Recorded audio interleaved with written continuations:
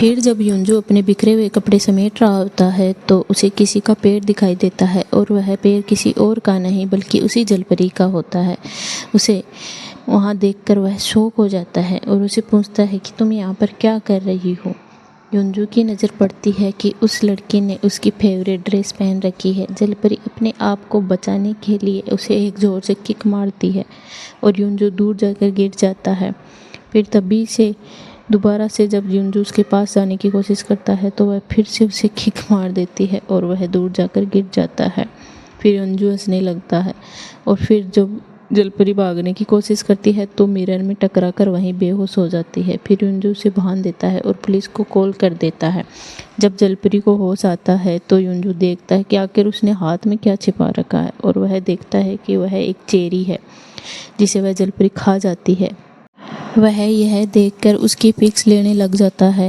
युंजू को यह लड़की बहुत पागल कर देती है। जब जलपरी को ले जाया जा रहा होता है तो वह उसके पैरों में चोट के निशान देखता है और उसे दया आ जाती है और वह पुलिस वालों को कहता है कि इसने चोरी नहीं की है, लेकिन पुलिस वाले जलपरी को ले जाते हैं। उधर युंजू उस जलपरी के पिक्स दोस्तों को भेजता है और कहता है इस पर रिसर्च करो। वह उसके हाथ में ग्रीन कलर का ब्रेसलेट देखता है। पुलिस स्टेशन में भी जलपरी बहुत अजीब अजीब सी हरकतें कर रही थी। उसे इंसानों की दुनिया बहुत अलग लग रही थी। पूछताछ में भी वह कोई जवाब नहीं दे रही थी।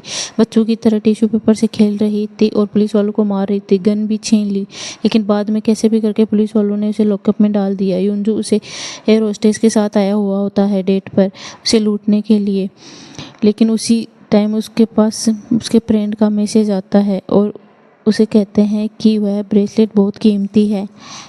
यह सुनकर युंजू तुरंत लड़की को जेल से छुड़ाने के लिए पुलिस स्टेशन पहुंच जाता है। पुलिस को हिप्नोटाइज करके वह उसे कहता है कि ये मेरी वाइफ है और हमारी शादी हो चुकी है। पुलिस उसे जलपरी को छोड़ देती है और युंजू उससे माफ़ी मांगता है, अपना ब्रेसलेट देने को कहता है, लेकिन वह जलपरी उसे हाथ भी नहीं लगाने देती। फिर वह उसे मॉल ले जाता है और वह वहाँ पर इलेक्ट्रिक स्टेयर्स देखकर डर जाती है। फिर युंजू उसे गोद में उठा लेता है और उसके पैरों पर लगे निशान देखकर उसे शूज की दुकान पर ले जाता है और शूज को भी वह अपने हाथों में पहन लेती है। फिर कपड़े दिलाने ले जाता है तो कपड़ों को वह अपने सिर पर डाल लेती है। उसके बाद वह ढंग से कपड़े पहनकर आती है तो युंजू वहाँ नहीं होता है और वह वहाँ से चली जाती है। फिर युंजू वहाँ आता है तो वह वहाँ नहीं मिलती। फिर वह उसे ढूंढने लग जाता है और उसे वह कैंडी खाती हुई एक जगह बैठी मिलती है। युंजू की सबसे पहले नज़र उसके ब्रेसलेट पर पड़ती है। देखकर मुस्कुराती है। युंजू कहता है कि तुम मुस्कुराती भी हो। फिर वह उससे खाना खिलाने लेकर जाता है और वह वहाँ पर भी उसकी इंसल्ट करा देती है।